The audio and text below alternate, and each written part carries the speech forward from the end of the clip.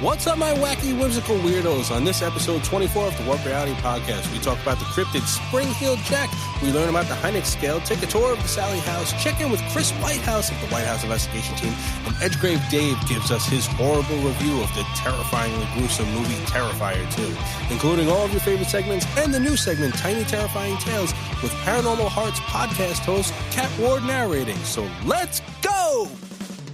Do aliens exist, and are they among us? Are weird creatures lurking in the darkness? Do evil entities hide in the shadows of your bedroom while you sleep? Join us as we explore all this and more on the Warped Reality Podcast. Hey everyone, and welcome to episode 24 of the Warped Reality Podcast. I'm your host, Ghost Joe. So now that spooky season has come to a close, we must remember one thing. There is always time to talk about the spooky, weird, and strange. We don't need a holiday to define our passion, do we?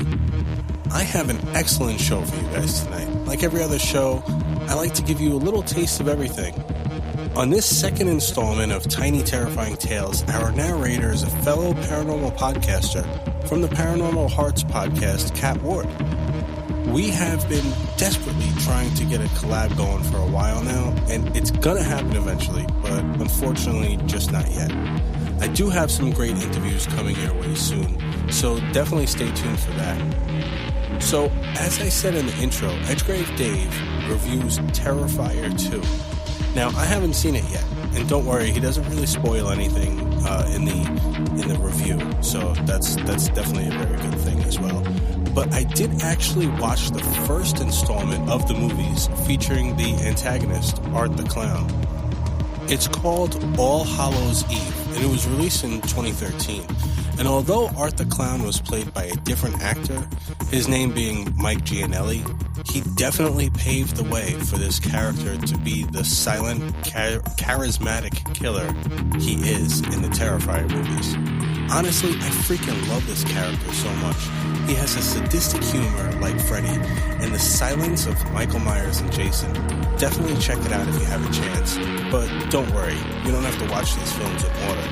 But I really feel that Art the Clown is gonna be the next biggest horror icon, to be honest with you. I know this movie came out almost 10 years ago, and there was a little short film before that came out even before, but I feel like with the Terrifier 2 coming out and it doing so well in the movies and everything, I feel that he's gonna be a big horror icon to reckon.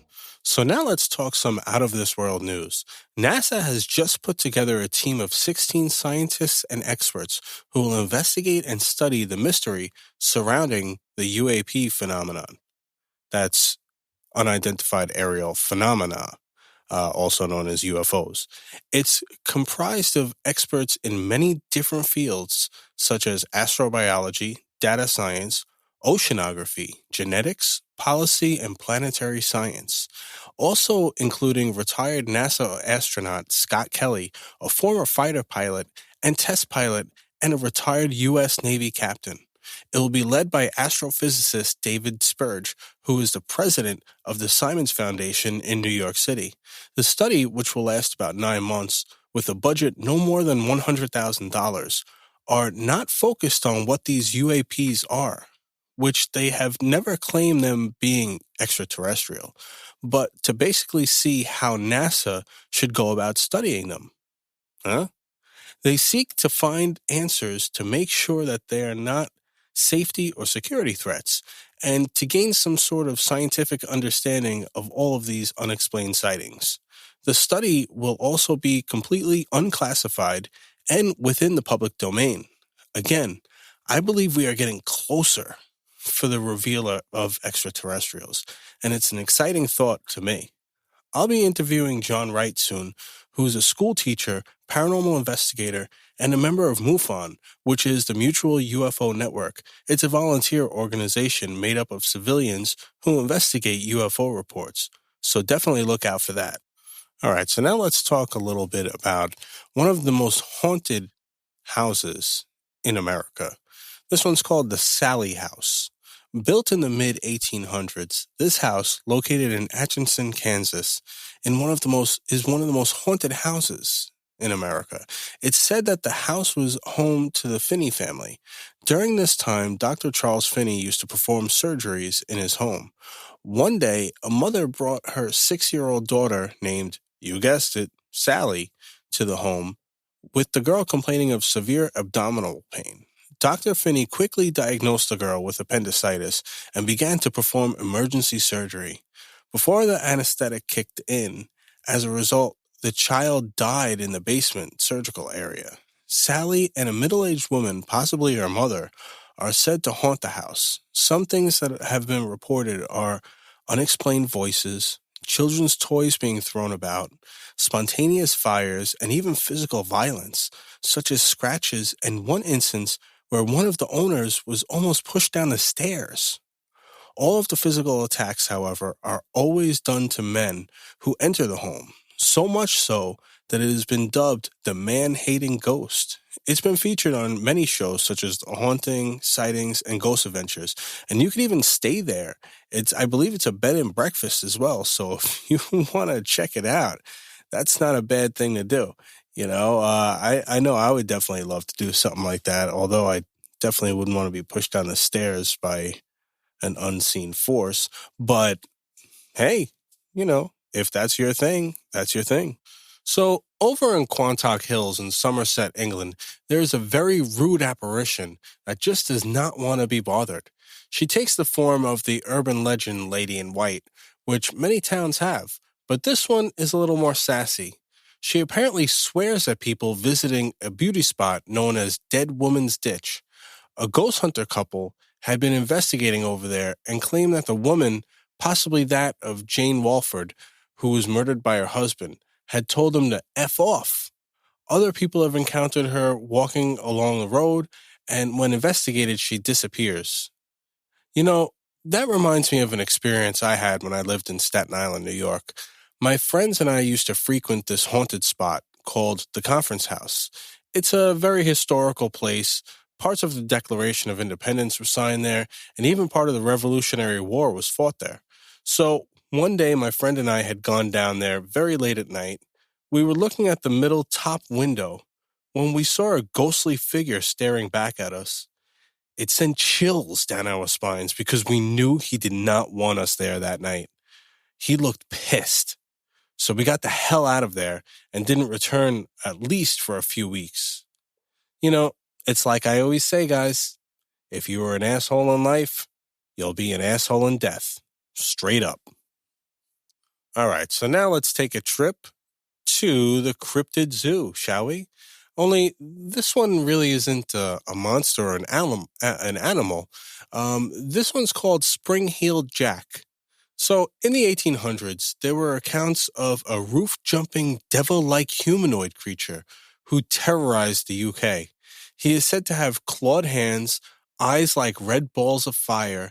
He's tall and slender, with a black cloak and white, tight-fitting clothes like an oilskin, and topped wearing a helmet.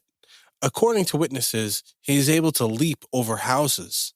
The first sighting was in 1837 by a girl named Mary Stevens, who claimed she was walking home from work when a dark figure jumped out of the shadows and started clawing at her clothes and kissing her face. Creep. After she screamed, he ran off. The next day, the leaping character is said to have chosen a very different victim near Mary Stevens' home, inaugurating a method that would reappear in later reports. He jumped in the way of a passing carriage, causing the coachman to lose control, crash, and severely injure himself. Several witnesses claim that he escaped by jumping over a 9-foot-high wall while cackling with a high-pitched, ringing laughter. There are even some accounts of him breathing blue and white flames into his victims' faces. One thing is for certain, this dude has some serious communication problems, all right? There were many sightings of this demonic-esque creature. One of the last sightings was in Lincolnshire, where he was seen wearing a sheepskin. An angry mob chased him, cornered him, and began shooting at him to no effect. He then fled using his jumping abilities. Hey, where do you think all the angry mobs of yesteryear went? They're probably on social media, right?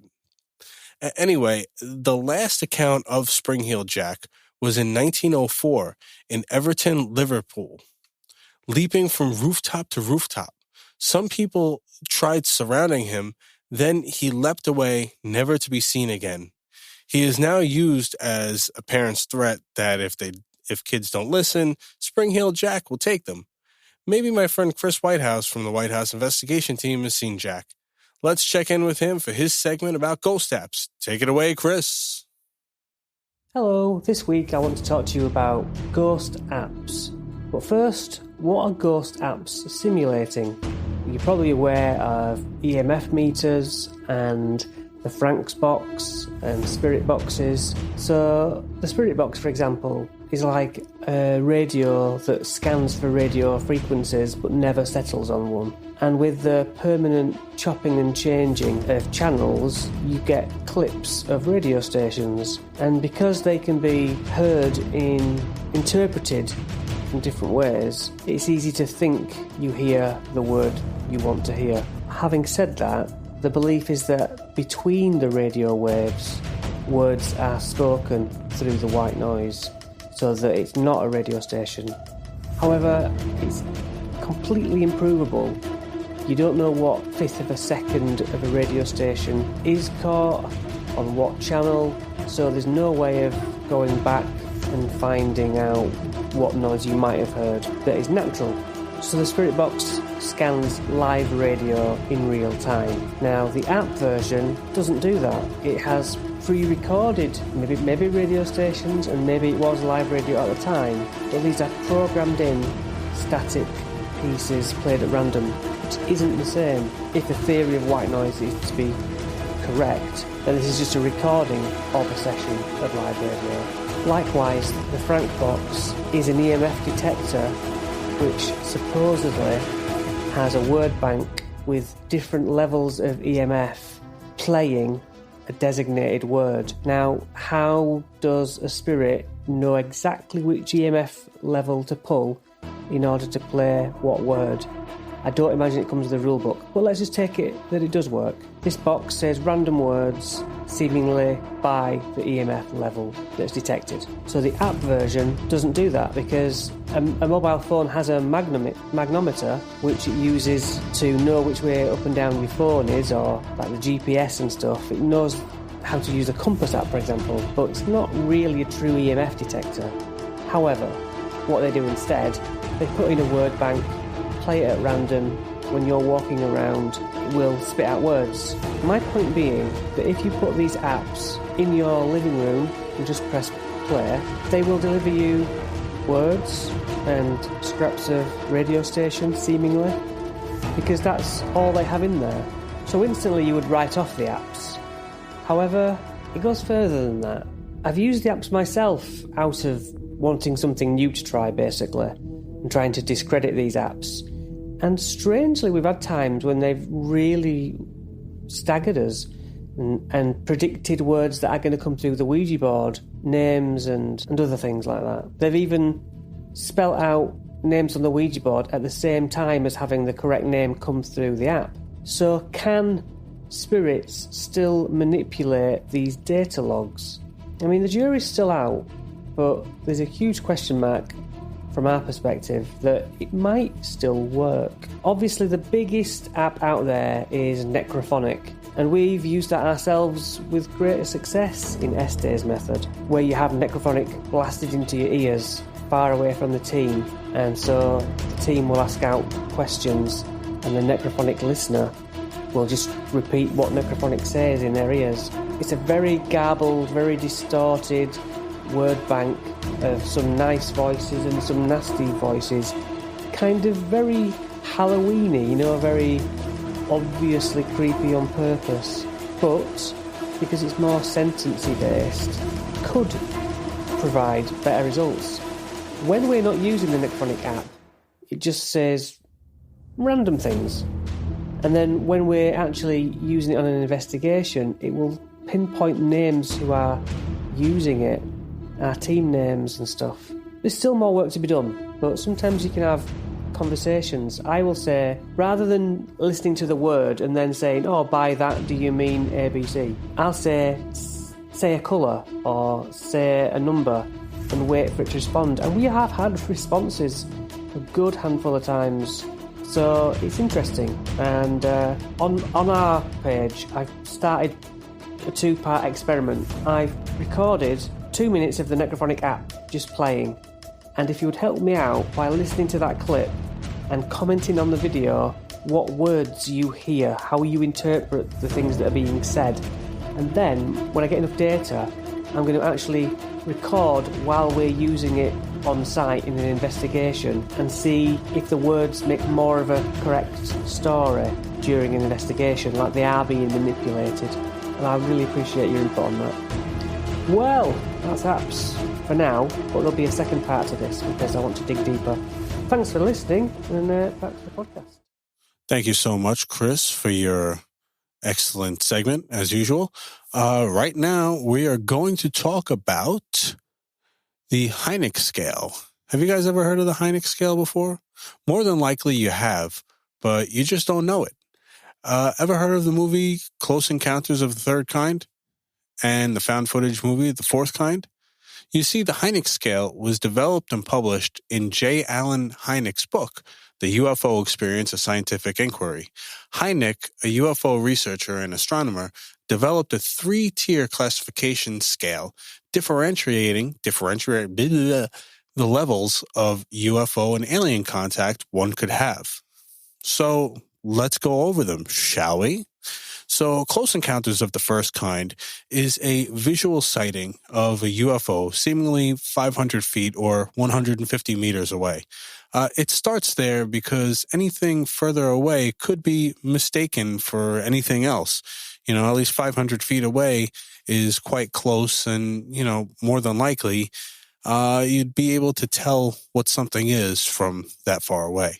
So Close Encounters of the Second Kind is where a UFO is allegedly causing some sort of electronic or radio interference. As far as you hear about the stories about driving down, a highway and people see UFOs and all of a sudden their radio starts going into static and stuff like that, or their car stalls. That's Close Encounters of the Second Kind. That also has to do with animals reacting to a UFO or a physiological effect on a human, such as being paralyzed or some sort of discomfort or feeling ill due to a UFO sighting. A physical impression to the environment is also in this category, such as crop circles. So Close Encounters of the Third Kind is a UFO witnessed where there is an animated humanoid, robot, or human who is an occupant or pilot of the UFO. So, an alien.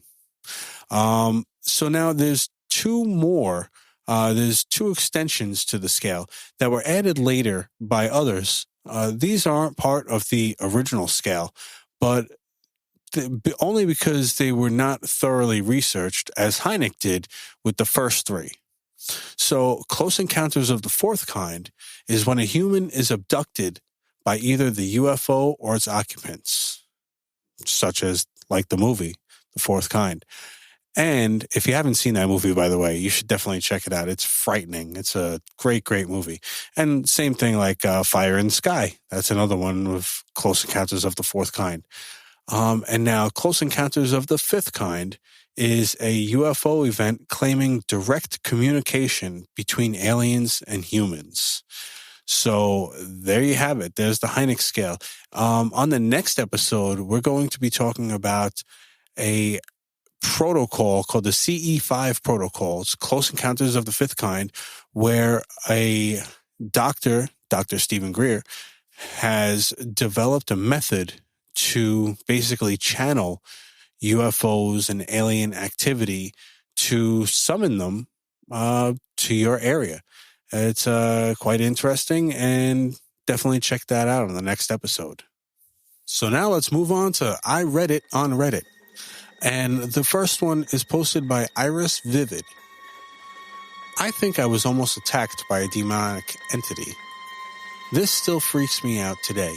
When I was around 6 or 7, we had moved into a new house and everything was fine. Nothing weird had happened until about a few months later.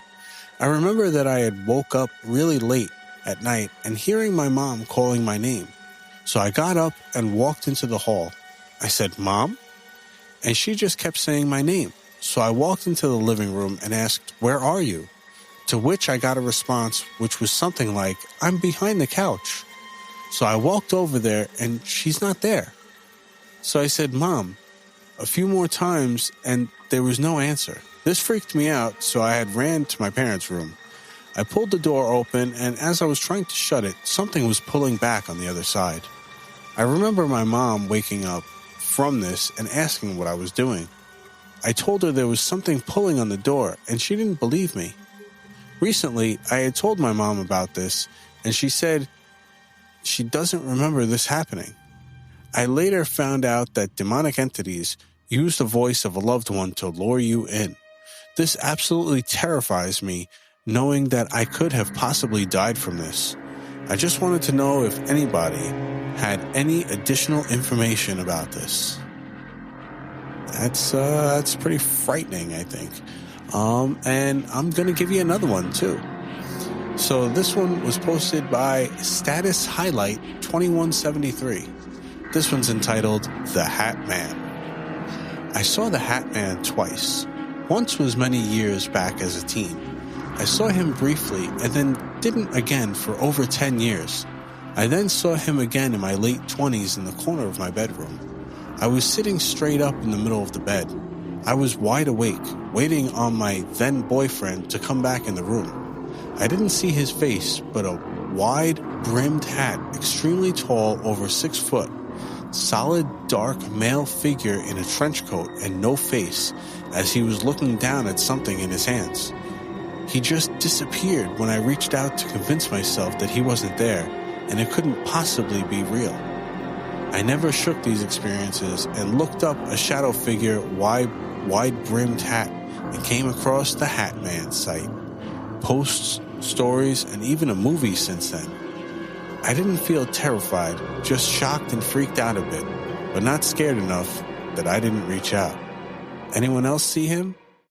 So, has anyone else seen the Hat Man? If you have, please give me a call. Let me know your experience, 845-600-0744, or you can email me at ghostjoeny@gmail.com.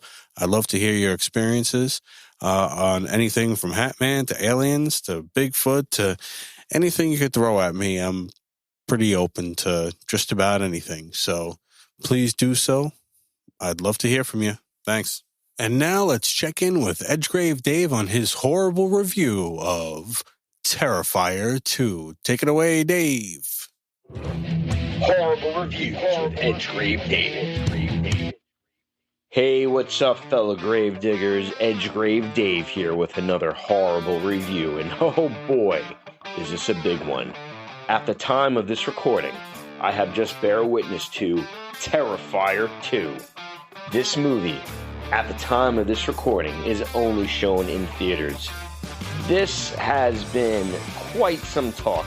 This is a movie that is an independent film, actually, and it has grossed over $5.3 million so far, the last numbers that I have looked at. The budget was $250,000, and there was a campaign that really shot it through the roof.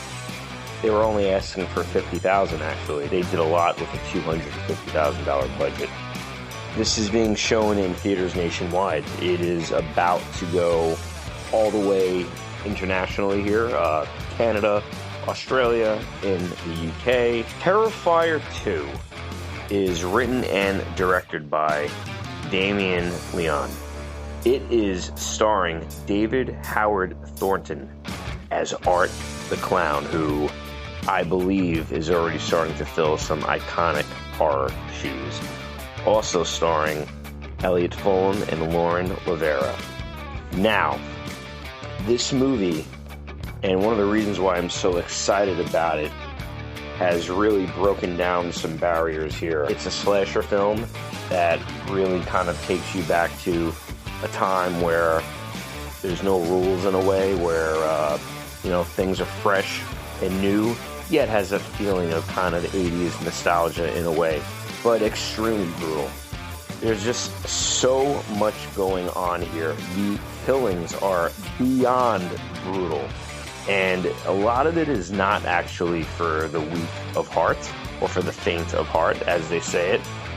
This movie has been notorious for, yes, I've actually heard notorious reports of people vomiting and fainting during this freaking movie.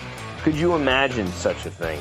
I mean, I could see people maybe looking away or covering their eyes, but actually vomiting and fainting in the movie multiple times, that's really quite an achievement. But trust me when I say, I don't think you'll be seeing a lot of that.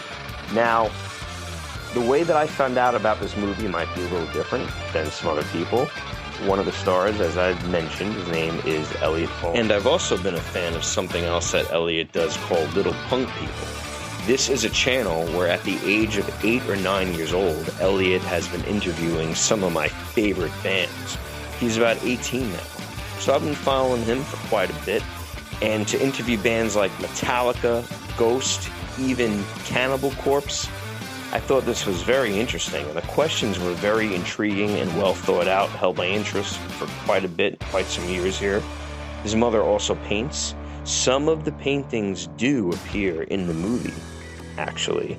So I don't want to give any spoilers without saying, here's a grave warning, spoiler alert. And his father is like a musical encyclopedia, so must have been fantastic growing up like that in such a musical family with those influences. So one night I was checking out my social media, and I noticed that Elliot was auditioning for a role in this movie called Terrifier 2.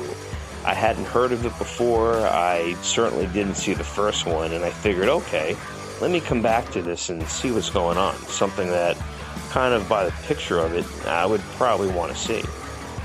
And then this last month, I've noticed some pictures popping up, and I have still no idea what it was about. I said, wow, this is really gaining some steam here. Then I saw all these movie times for it, not to mention that one of my buddies named Bill went to go and see it, and he had some excellent feedback about it, thought that it was just incredible.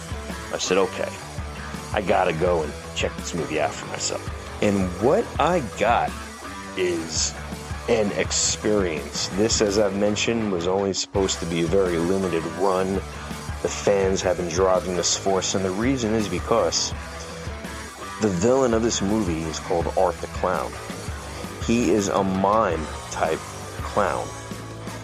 The expressions that he makes, some of the faces, the body language is just downright hysterical at times, until it gets brutal and terrifying.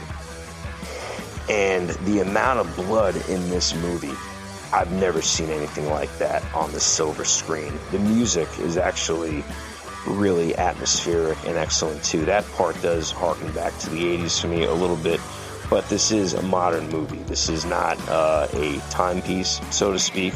This isn't like Stranger Things. Now, the amount of bloodshed in this movie parallels even more blood than something like Saw. At times, I thought I was even watching a Mortal Kombat fatality. That's how much blood and gore that there is in this movie, but there is a very good story to it. What I'll tell you is I also don't want to tell too much, to give away too much at this time, but what I do want to tell you is that the movie picks up right where the previous one left off. If you have not seen Terrifier 1, don't worry, because I certainly did not at the time of viewing this movie, and this does stand on its own. There's just so much killing, and so some of this happens just immediately, but there is a very good story. The two lead characters are a brother and a sister that are living in tension with their mother. Something happened with the father. There was a suicide. The brother's obsessed with the murders, and the sister's been having some visions and things that have been lending itself to tying her closer to the clown. there is an angel-type character that the father has been drawing, where they discover a book. He was somewhat of an artist, and the way that the storytelling is done in between the killing scenes is just really interwoven very well. It has a very interesting climax, and it's one that I actually like very much. I felt that it was satisfying. I certainly do hope that it does lead to something else. But when I went back to go see the original film, I thought it was like an evolution. I thought that it was great. Also, Chris Jericho does make an appearance in this movie as well, so that was a really nice bonus. Other things that I do want to mention about this movie is that there are really no times that you'll be bored. It's suspenseful. It has the gore, like I mentioned. It's got a great story, and it's about time that a movie has come out. There's a great heroine here, where this movie has sort of an anti-Hollywood, indie feel to me, where it kind of takes me back to a time where icons are just born, and you're going to see, especially, I'm sure, in pop culture, a lot of references and all different things with Art the Clown. So I think he's here to stay. And I think that the runtime of the movie being, believe it or not, about 2.5 hours, it's uncut. I've just never seen anything like that on the silver screen. So it's hard not to want to give it about 5 graves here, but I'm going up there. So enjoy the movie. Certainly take it with a notion of, if you need to cover your eyes, if you need to, but don't throw up, don't vomit. I don't think that's going to happen to you. You'll be okay. Go see this movie, Terrifier 2, and then after you're done, go watch Terrifier 1, and then go watch All Hallows Eve, because there's even another movie, and that kind of started it, but discover that. Back to you, Ghost Joe. Thank you, Edgegrave, for that awesome, horrible review. Listen, I can't say enough great things about the Terrifier series. Between All Hallows Eve and I now, like I said a bunch of times, that I do this podcast in pieces, and now I have seen All Hallows Eve, Terrifier 1 and Terrifier 2, and amazing. All 3 films, amazing. Gore like you wouldn't believe, but not, I don't want to say, not realistic looking gore. Like Evil Dead kind of gore, not like Saw kind of gore. You know what I mean? So that's why I don't really understand why people were vomiting and passing out and stuff, because it's clearly not real, and, but right up my alley, man. I so much enjoyed all 3 movies. Terrifier 2 was great. Story was amazing. And yeah, so definitely check out Art the Clown in all 3 of those movies. So now we're going to go with some haunted eBay. And the first item we got is vintage necktie, metaphysical, haunted, paranormal, cursed, 666, devils in the details. Now, mind you, this really doesn't have much of a description on it, but I just wanted to put this one out there because I thought it was kind of interesting. It's a, I don't know if it's actually haunted, but, or cursed, but it's definitely cursed with some ugliness, because this is got to be one of the ugliest ties I've ever seen. It's a necktie, by the way. And the price is going for $999, which is quite a bit of money for a necktie. But the shipping is only $5.35, and it's coming from all the way from Benton, Arkansas. So let's read the very, very short description. Now, the decade it comes from is the 1970s. So just so you know that. It says here, vintage necktie, metaphysical, haunted, paranormal, possessed, cursed, 666. The one who is intended to find this tie will, very clearly disguised and unrecognized by most. This understated tie is very powerful. Please see photos for details and features. The bizarre history behind this tie is unbelievable. The energy you feel when you wear it is overwhelming, and its potential power is out of my league. Buyer beware. The devil is in the details. Well, the devil's maybe in the details, but your description definitely is not in the details. So I wish you would actually tell me a little bit about that. It is silk blend, though, so maybe that's why it's $999. But yeah, if you guys want a extremely ugly tie for $1,000, there you go. Next item we have is Haunted Mirror. And the mirror is going for $75. The shipping is $17.10, and it's coming from Salt Lake City, Utah. So this one is Haunted Mirror. This is the real thing. I bought this at a garage sale in 2020. I have had serious problems since. The entity or demon attached to Mirror is Hannibal, but he's a trickster, so he goes by many different names. Anyone that will get your attention. He will affect you if you allow him to. He has made me very sick mentally and physically as well, as put my husband in the hospital. Serious inquiries only, please, but must go ASAP. My birth family, whom are deceased, have given me a message letting me know how to rid myself of this demon. This mirror is a portal also. So, yeah, I don't know why, but that one gave me a little bit of chills. I don't know. Mirrors kind of freak me out a little bit. Maybe it's because of the reflection staring back at me isn't the best looking. I don't know. But, I have a face for radio, people, and podcasts. But, yeah, so that's Haunted Mirror. Oh, by the way, guys, the Warped Reality Podcast and Ghost Joe here make no, this is all for entertainment purposes. I make no stakes and I hold no responsibility if you purchase any of these items and paranormal activity does or does not happen. All right. So, buyer beware and buy at your own risk. And the last item on Haunted eBay is Haunted Bird Figurine, Ghosts, Creepy, Paranormal, Poltergeist. And the starting bid is $40, or you could buy it now for $100. The shipping is $9, coming from Providence, Rhode Island. What's up, Steve? So the description goes like this. Haunted Bluebird Antique, Ghost, Poltergeist, Weird, Paranormal, New England. A box of old antiques from my old roommate's ex was left at our house. She said that her grandmother told her that all of the items were haunted. She has long passed, but I no longer want to have ghosts in my house, so I am going to start selling these items off. The ghost activity has been fairly harmless, but scares friends and roommates. We have heard footsteps when no one else is home. Items on shelves fall off or are moved. You can hear people talking near the box of items in the basement when no one else is down there.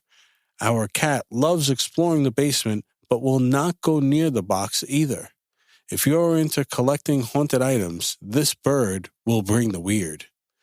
So, yeah, if you want a tiny, tiny blue bird that's haunted, check it out. Haunted eBay. All right, guys, so we're coming to a close here on the show. But before that, we're going to get into our new segment called Tiny Terrifying Tales. This one is called The Basement, and it is narrated by my good friend and fellow podcaster, Kat Ward, who hosts the Paranormal Hearts podcast, and I will be getting her on the show eventually, and we will be doing a collaboration because she's awesome. We share a lot of the same views on many of the paranormal things, and she has a great show going. So please check her out and check out, check out all of the people that I've had on the show. All the links will be in the show notes. So please check them out because everybody's awesome. So here you go. Here's the final segment of Tiny Terrifying Tales. Now it's time for Tiny Terrifying Tales. The Basement, narrated by Kat Ward. Where is it? my neighbor Charlie asked as he cocked his shotgun. Down in the basement, I said, terrified, unshed tears filling up my eyes. My kids found it and it took them, I explained to him. Then Phil went down there to find out why they were screaming. He thought they were playing and the thing just grabbed him. I cried. Please help them, Charlie, I begged. Okay, get behind me, he said as he led the way with a shotgun. It's down there.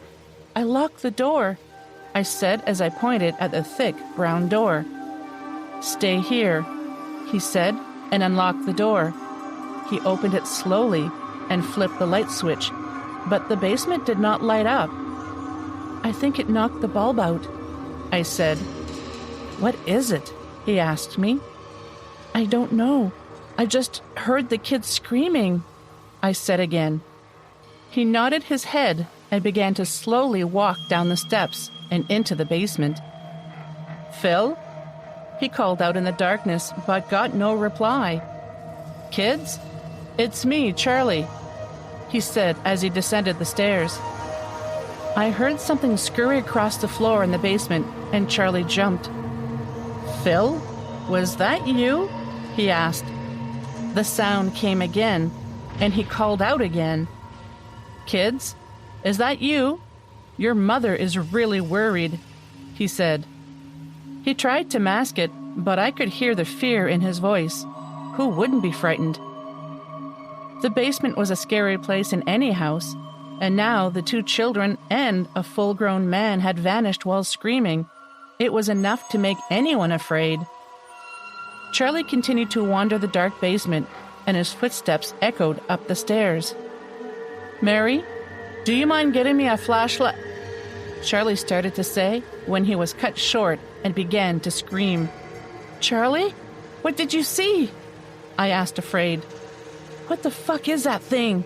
He shouted as I heard the shotgun go off. I opened the door to see him approaching when something tripped him.